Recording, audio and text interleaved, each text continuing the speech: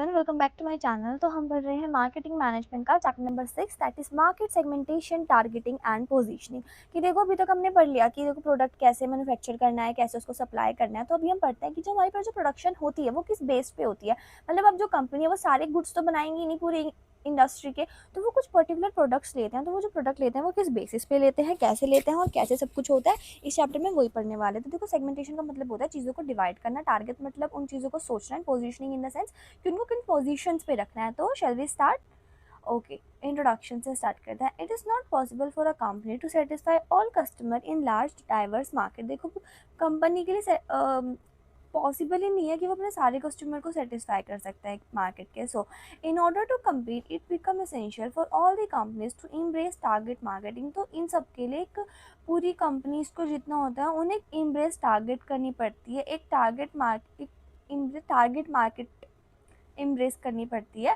अब वो target market क्या होती है? Target market refers to a group of buyers of different in their needs can be identified through extensive marketing research. कि देखो target market हमें करनी पड़ती है। देखो टारगेट मार्केट क्या होती है? हम जहाँ पे ना कस्टमर्स की परचेज की प्रेफरेंस से उनको ग्रुप्स में डिवाइड कर देते हैं। कोलगेट वाले एक तरफ हो गए। अब कोलगेट की जो सेक्शंस होते हैं, क्लोजअप हो गया, पतंजलि वाला हो गया, है ना, ये टूथपेस्ट हो गया, इन सबको कैटेगराइज जब करता है ये होता है जब बायर्स को उनकी प्रेफरेंस के अकॉर्डिंग डिवाइड करते हैं। सो इसके 3 स्टेप होते हैं, ठीक है।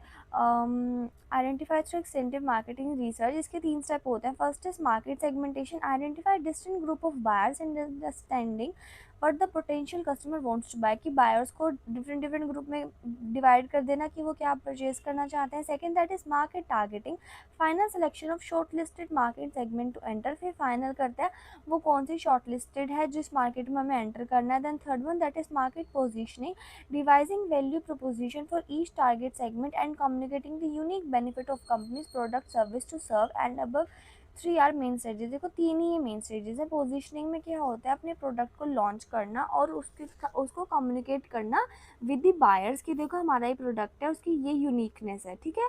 उसके बाद अब नेक्स्ट पेज पढ़ते हैं, दैट इज मार्केट सेगमेंटेशन को डिटेल में पढ़ लेते हैं। Meaning market segmentation is the process of dividing a broad market into smaller groups of customer who have similar needs, characteristics और बिहेवियर। देखो पूरी बड़ी मार्केट में इतने सारे बायर्स होते हैं, तो उन सब बायर्स को किसी स्मॉलर स्मॉलर ग्रुप में कन्वर्ट कर देना according to their needs, characteristics और behaviour. Each segment can be targeted with specific marketing strategies.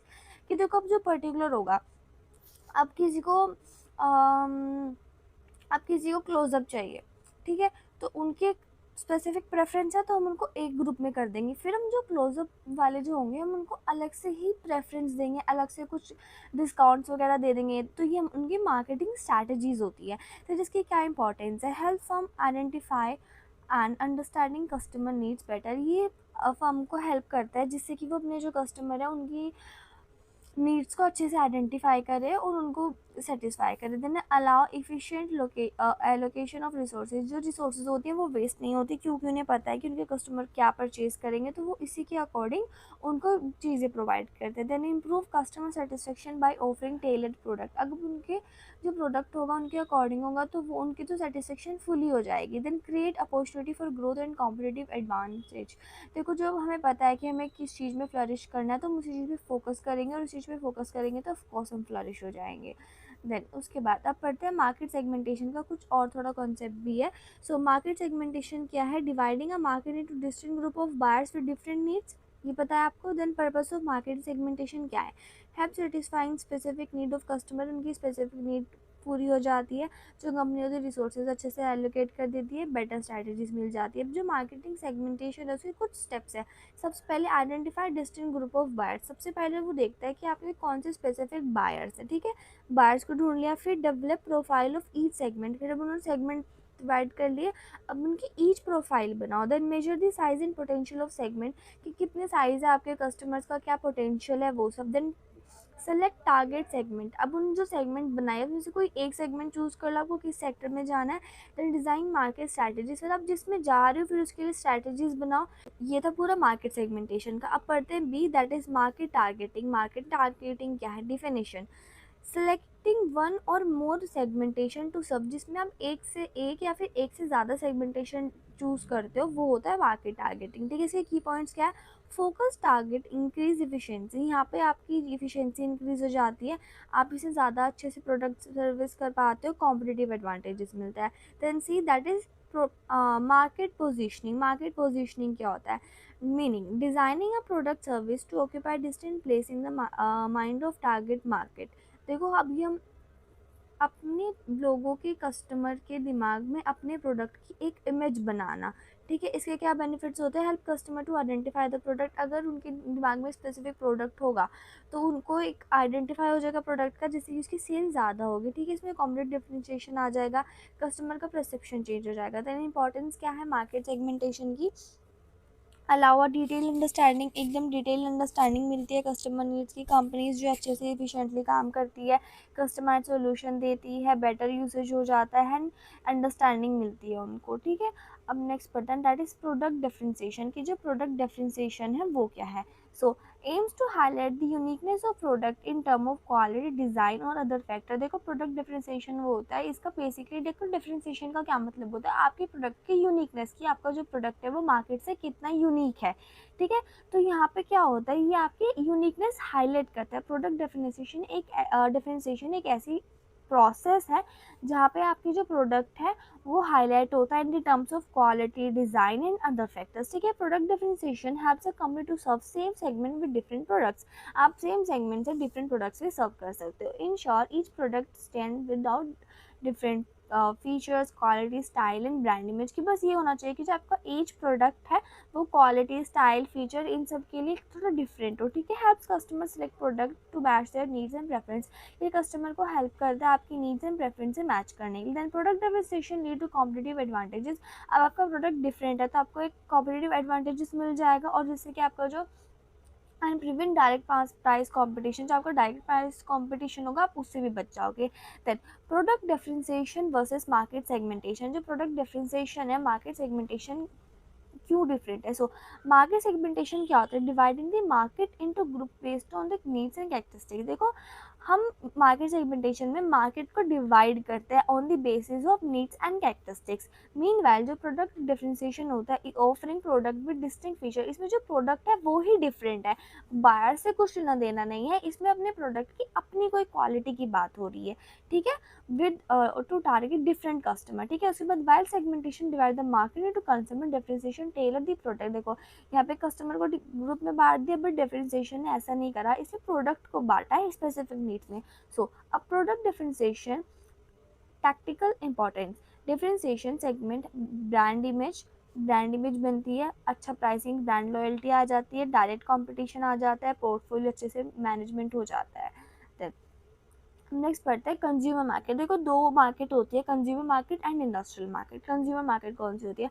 A consumer market are divided on the basis of need, preference, lifestyle during buying behaviour. देखो जो consumer market होगी वो उनकी need पे, preference पे, lifestyle, buying behaviour, इन सब पे divided होगी। Segmentation helps form product marketing and strategy specific consumer groups. तो जो सेगमेंटेशन होती है वो कंज्यूमर ग्रुप पे फोकस करते हैं कि उनको कैसी प्रेफरेंस है। Then B1 that is industrial market. Industrial market segmentation is more difficult because purchases are made in bulk and influenced by organizational policy. जो industrial market होता है वो थोड़ा सा difficult होता है क्योंकि यहाँ पे bulk में सामान लिया जाता है और organization policies इस पे effect करती है।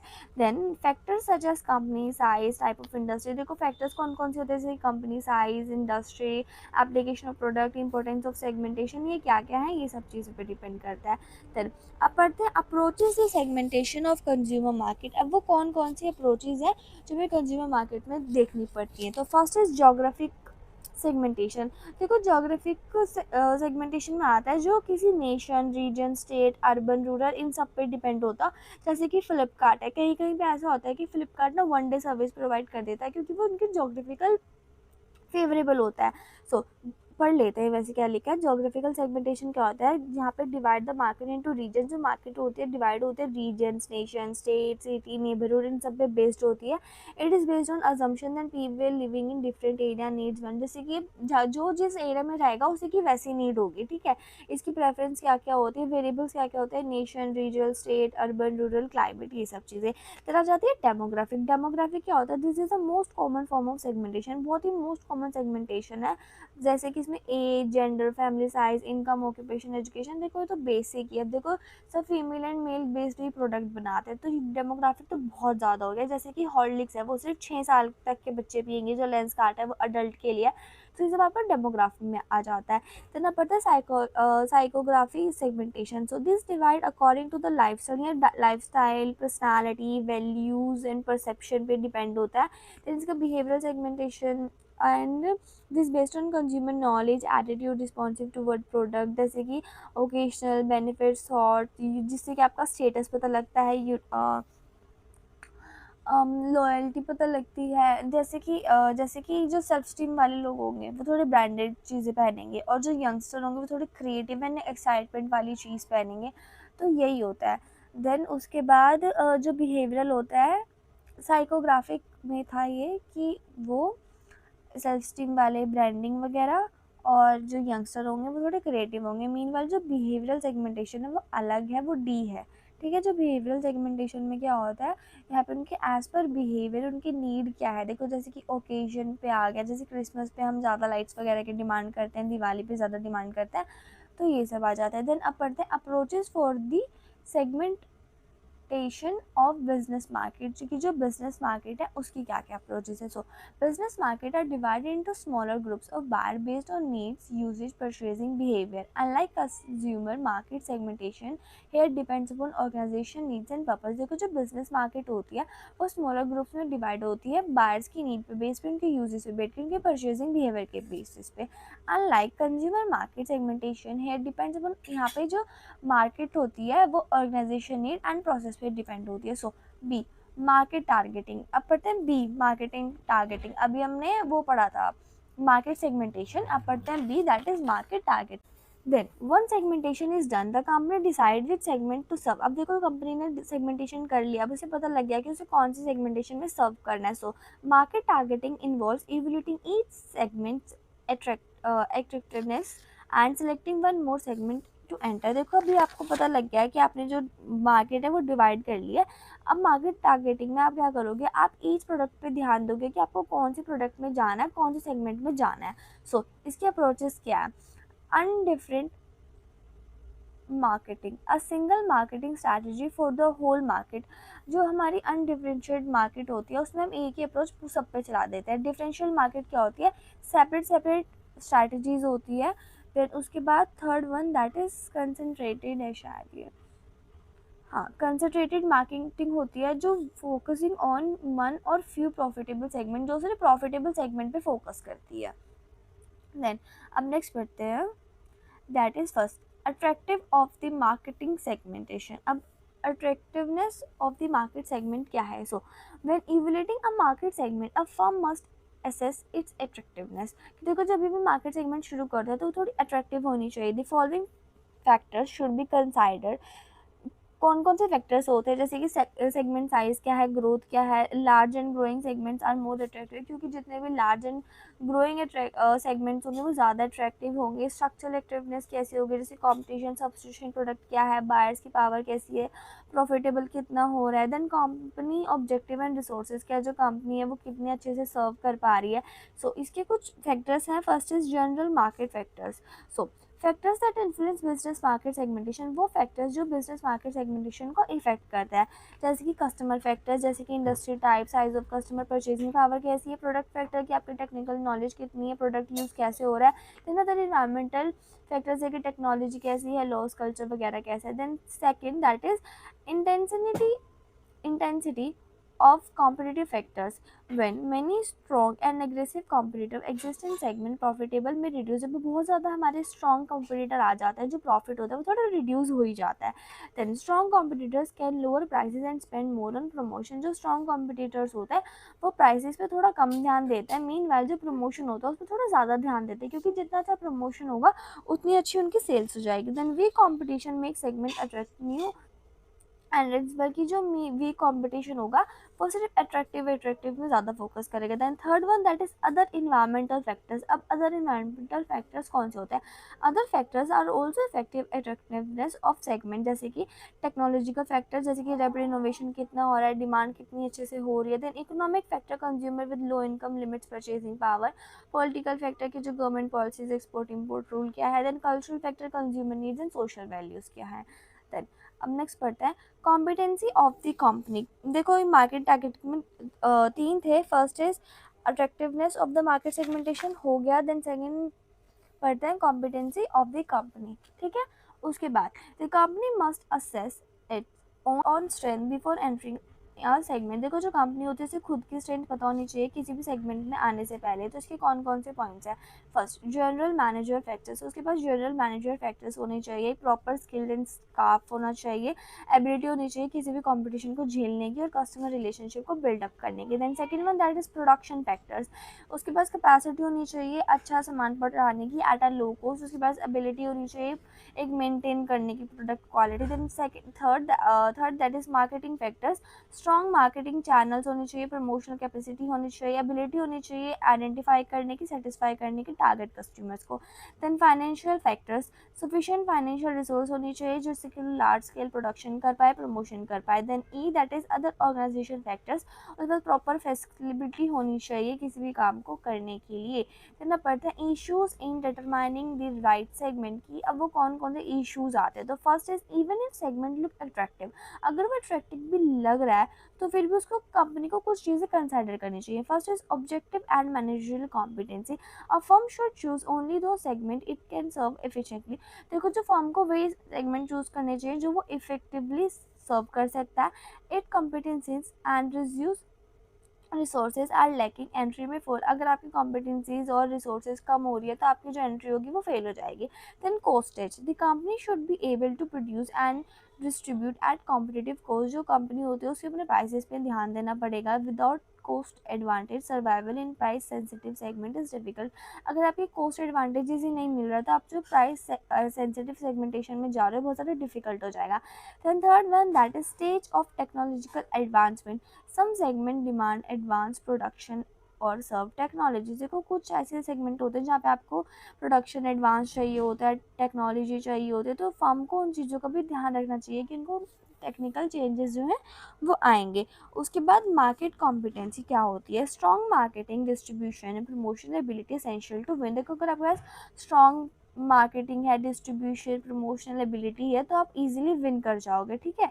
उसके बाद subscription and long term potential, firm should check if the chosen segment provide sustain demand opportunity. जो फर्म होती है उसको चेक करना पड़ता है कि कौन सा इसका स्ट्रॉन्ग सेगमेंट है, कौन सा इसका स्ट्रॉन्ग सेगमेंट नहीं है जहाँ पे वो फोकस कर पाए। सो पर the selection of target segment and targeting strategies क्या है? सो after segmentation, the firm must evaluate each segment and decide which to target। अब हमने अपने segmentation डिवाइड कर दिया, अब आपको सिलेक्ट करना है कि आपको कौन से segmentation में जाना है। तो फर्स्ट है single segment targeting, company focus on serving only one segment. जो कंपनी होगी वो सिर्फ एक ही सेगमेंट पे फोकस करेगी। स्मॉल फर्म्स, लिमिटेड रिसोर्सेज वालों के लिए बेटर होता है। इसमें जो रिस्क होता है, risk if demand falls in the segment, risk तब होता है जब अगर आपकी जो डिमांड है वो सेगमेंट में गिर जाती है तो। Then second one that is multi segment targeting, company target two और मोर सेगमेंट। जो कंपनी होगी वो टू और मोर सेगमेंट पे ध्यान देगी, उनके पास डिफरेंट मार्केटिंग मिक्सेस हो गई। यहाँ पे help spread risk and increase sales, यहाँ पे आपका जो सेल्स होगी वो थोड़ी सी इंक्रीज हो जाएगी। नीड यहाँ पे आपको ज़्यादा रिसोर्सेज, प्रोडक्शन, प्रमोशन एफर्ट्स चाहिए होता है। सी that is concentrated targeting, focus on single market segment और निची। यहाँ पे आपको सिंगल मार्केट सेगमेंट पे ध्यान देना पड़ेगा जहाँ पे firm build strong position by serving needs of this group. जो फर्म्स होगी वो अच्छे से पोजीशन बनाएगी जिससे कि वो इस पूरे ग्रुप को सर्व कर सके। यूजफुल फॉर स्पेशलाइज्ड बिजनेस, ये स्पेशलाइज्ड बिजनेस के लिए होता है। इसमें रिस्क कितना होता है? If segment declines company suffer loss, अगर जो सेगमेंट है वो डिक्लाइन हो रहा है तो जो कंपनी है वो लॉस सफर कर सकते हैं। Then D that is customised marketing also known as individual marketing, जो कस्टमाइज मार्केट होती है उसको हम एज अ इंडिविजुअल मार्केट भी बोलते हैं। इसमें जो प्रोडक्ट होते हैं वो किसी पर्टिकुलर सूटेबल इंडिविजुअल के लिए बनाया जाता है, जैसे कि टेलरिंग, फर्नीचर, स्पेशलाइज्ड इंडस्ट्री, इन्हीं सब के लिए होती है। देन ई पोजीशनिंग, की पोजीशनिंग क्या है? सो मार्केट पोजीशनिंग इसी का ही पार्ट है कस्टमर मार्केटिंग से next. So marketing positioning is the process of creating a distinct image of product और brand in the minds of target customer के। देखो मार्केट पोजीशनिंग क्या होती है, एक ऐसी इमेज बनाना अपने अपने ब्रांड की अपने कस्टमर के माइंड में। It show how the company wants to customer to perceive its offering compared competitors. वो दिखाना चाहते हैं कि आप जो परचेज हमसे कर रहे हो वो आप हमारे कॉम्पिटिटर से ज़्यादा अच्छा है, वो ये दिखाने की कोशिश करती है। तो इसकी क्या इंपॉर्टेंस है, differentiate the product from competitors. इससे हमारा जो प्रोडक्ट होता है वो कॉम्पिटिटर से डिफरेंट हो जाता है। एक क्लियर आइडेंटिफाई हमारे माइंड में चीज़ें बन जाती है, हमारे जो कॉम्पिटिटिव एडवांटेजेस है उन्हें मिल जाता है। देन इनके पास इनकी guides, product design, pricing, distribution, promotion, ये सब इनका अच्छा होता है। देन पोजीशनिंग स्ट्रैटेजीज, कौन कौन सी पोजीशनिंग स्ट्रैटेजीज है, तो बाय प्रोडक्ट एट्रीब्यूट्स, बेनिफिट क्या है, पोजीशनिंग बेस्ड ऑन की फीचर्स जिसकी ड्यूरेबिलिटी, प्राइस क्या, अगर प्राइस और क्वालिटी की बात करें तो इस पर हाई क्वालिटी प्रीमियम होना चाहिए, क्वालिटी एट लोअर प्राइसेस भी मिलनी चाहिए। अगर हम एप्लीकेशन की बात करें तो स्पेसिफिक और सिचुएशन के लिए होना चाहिए। कैटेगरी की बात करें तो यूथ, प्रोफेशनल, इन सब पे कैटेगराइज होना चाहिए। प्रोडक्ट की बात करें तो एनर्जी ड्रिंक वगैरह होने चाहिए। देन कॉम्पिटिटर की बात करें तो अपने कॉम्पिटिटर के डायरेक्ट अगेंस्ट जाना चाहिए। देन अब नेक्स्ट पढ़ते हैं, that is characteristics of positioning, की जो पोजीशनिंग है उसके क्या क्या कैरेक्टरिस्टिक्स है। So for positioning to be effective it must be include following, इनके पास ये सब चीज़ें होनी चाहिए। First, target market segmentation, positioning must be design for a clarified defined customer. जो आप टारगेटिंग कर रहे हो आप प्रॉपर एक कस्टमर ग्रुप के अगेंस्ट करने चाहिए, ठीक है। यहाँ पे डिफरेंट सेगमेंट्स में नीड डिफरेंट पोजीशनिंग स्ट्रैटेजीज, अगर आपके डिफरेंट डिफरेंट सेगमेंट्स है तो आपके पास डिफरेंट डिफरेंट स्ट्रैटेजीज भी होनी चाहिए। देन डिफरेंट सेगमेंट्स में need different positioning strategies. Then second, that is differential values of और advantages, the product should be unique, जो प्रोडक्ट होना चाहिए यूनिक होना चाहिए, फीचरफुल होना चाहिए, एडवांटेजेस होने चाहिए, कॉम्पिटिटर के रिगार्डिंग डिफरेंशिएशन होनी चाहिए, क्वालिटी प्राइस बेस पे। Then communication of differential values to customer, जो they choose an advantages must be effectively communicate advertising, जो अपने जो सोच है वो आप एक कस्टमर तक पहुँचना चाहिए by the promotion, personal sellings. Then strategies positioning refers to long-term positioning decision made by company to create sustained competitive advantage। यहाँ पे long term positioning decision आता है जो कंपनी क्रिएट करती है competitive advantages के लिए। यहाँ पे आपको ज़्यादा कंसिस्टेंसी चाहिए होती है, product quality, pricing, distribution, brand image अच्छे से होना चाहिए। Strategic position can be broad, यहाँ पे ब्रॉड मास मार्केट होनी चाहिए और फोकस होने चाहिए कि आपके क्या ऑब्जेक्टिव है, आपके क्या रिसोर्सेज है। Then positioning and unique marketing क्या है, unique positioning highlight what makes a product different and special in the market. देखो positioning highlight marketing unique positioning highlight करते हैं कि आपका प्रोडक्ट मार्केट में क्यों डिफरेंट है। It is closely like with, ये थोड़ा सा यूएसपी के क्लोज है कि यूनिक सेलिंग प्रमोशन क्या है, द यूनिक बेनिफिट की जो वो आपका ही सामान क्यों खरीदे, ऐसा होना चाहिए। जैसे कि इफेक्टिव ने unique marketing ensure customer remember to preference brand competitive होना चाहिए। Example Red Bull gives you wing position the drink, देखो अब इस Red Bull gives you wings है इनके टैग लाइन है, तो यहाँ पे आपको एक एनर्जी वाला प्रोवाइड हो रहा है कि हाँ गिव्स यू विंग्स, तो मतलब ये थोड़ी एनर्जी फुल होगी ऐसे। देन उसके बाद positioning and unique marketing, a company builds unique marketing by different it's offering, जो कंपनी होगी वो अपनी डिफरेंट यूनिक मार्केटिंग कर देगी अपने अपने ऑफर्स देके। इसके मेन कंपोनेंट्स क्या है, प्रोडक्ट डिफरेंशिएशन, जो यहाँ पे जो प्रोडक्ट होगा उसके फीचर, डिज़ाइन, क्वालिटी, प्रेफरेंस और स्टाइल पे बात करेंगे। Example smartphone differentiate by camera, quality और बैटरी लाइफ पे डिफरेंट होता है smartphone. Then B that is promotional differentiation, जैसे कि आपकी क्या यूज़ कर रहे हो, आपके टूल क्या है, ब्रांड मैसेज क्या प्रोवाइड कर रहे हो, advertising slogan, celebrities endorsement, emotional appeals send out कर दे। कोई इमोशनली जो आपकी कंज्यूमर्स होते हैं वो ज़्यादा अट्रैक्टिव होते हैं, तो आप वैसे कोई टोन यूज़ कर रहे हो अट्रैक्ट करने के लिए। तो उसके बाद डिस्ट्रीब्यूशन डिफरेंशिएशन, आप कैसे उनको भेज रहे हो, कितना वाइड कन्वीनियंट है वो लोगों के लिए अवेलेबल कराना। The brand available only in premium outlets और in with faster delivery service, जो कितना प्रीमियम है और कितनी आपकी सर्विस अच्छी है। Then D that is price differentiation, setting price in a way that create uniqueness, जब आपकी यूनिकनेस आ रही हो, प्रीमियम, क्वालिटी, लग्जरी और वैल्यू प्राइसिंग आ रही हो, affordable. Example luxury brand charging higher to signify exclusively, जो लग्जरी ब्रांड होते हैं वो थोड़े ज़्यादा चार्ज करते हैं। देन अब द लास्ट पेज पढ़ते हैं, that is positioning with points of parity POPs and points of difference PODS. So points of parity क्या होता है? Features or association that are not unique to a brand but are necessary for customer to consider it, कि जो brand के लिए उतने ज़्यादा unique नहीं होते बट कस्टमर को कंसिडर करते हैं. दे show the brand the legitimate player in the category, जो शो करता है कि जो आपका जो ब्रांड है वो एक लेजिटिमेट प्लेयर है कैटेगरी में. Example, every toothpaste must ensure cavity protection. अब देखो, अब टूथपेस्ट में कैविटी प्रोटेक्शन नहीं होगी तो उसकी कोई इमेज नहीं होगी. तो यहाँ पे पॉइंट्स ऑफ पैरिटी क्या होता है? बेसिक बेयर मिनिमम कह दो.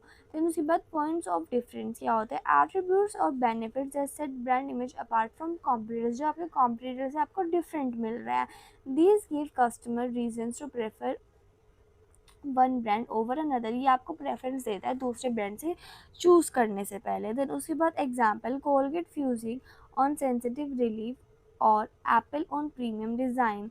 देखो, जैसे कि जो एप्पल होगा वो प्रीमियम डिज़ाइन के लिए होगा, जो कोलगेट फ्यूजिंग होगी वो सेंसिटिविटी रिलीफ के लिए होगी. देखो, जैसे कि सेंसोडाइन है वो सेंसिटिविटी के लिए बोलते हैं, क्लोजअप है फ्रेग्रेंस के लिए बोलते हैं, ये सब चीज़ें. Then balance needed, a strong positioning needs both POPs the belong to the category and PDUs to stand out from competition. देखो, POP किस कैटेगरी में टिकने के लिए, POD उस कंपटीशन से स्टैंड आउट होने के लिए. सो एसेंशियल एलिमेंट्स क्या क्या होते हैं? So clarity, the message should be simple, focus, clear, state the brand advantage. जो भी आप बताना चाह रहे हो उसमें थोड़ी क्लैरिटी होना चाहिए जो कि स्ट्रेट फॉरवर्ड जाए. Then second, that is consistency, the positioning must remain stable over time, frequent change the confuse customer. जो पोजिशनिंग होती है वो स्टेबल रहनी चाहिए ओवर टाइम और थोड़ी थोड़ी, जिससे कि अगर चेंजिंग आती रहेगी तो कस्टमर के माइंड में थोड़ी कन्फ्यूजन आती रहेगी. Then honesty and creditability, claim should be realistic, जो क्लेम होना चाहिए वो थोड़ा रियलिस्टिक होना चाहिए, बिलीवेबल होना चाहिए, अदरवाइज जो आपका ट्रस्ट है वो गुम हो जाएगा. Like red bull give you wing, wing देता है? नहीं देता ना. तो उसके बाद fourth, that is competency, the company must be capable for delivering what is promise is positioning. जो कॉम्पिटेंसी की जो कंपनी है वो कैपेबल होनी चाहिए कि जो उसने प्रॉमिस करा है वो दे पाए. Then fifth one, that is brevity and catchiness. The positioning statement should be short, जो वो short होनी चाहिए, attractive होनी चाहिए, easy to remember होनी चाहिए. So yeah, that's for chapter number 6. अभी हमारा marketing का पूरा MSc तक का सिलेबस कवर हो गया. टोटल 7 चैप्टर्स आ चुके हैं. PDF व्हाट्सएप चैनल पे शेयर हो चुकी है. If you like this video then like, do, share, subscribe. I will see you next video. Until the next video, take care.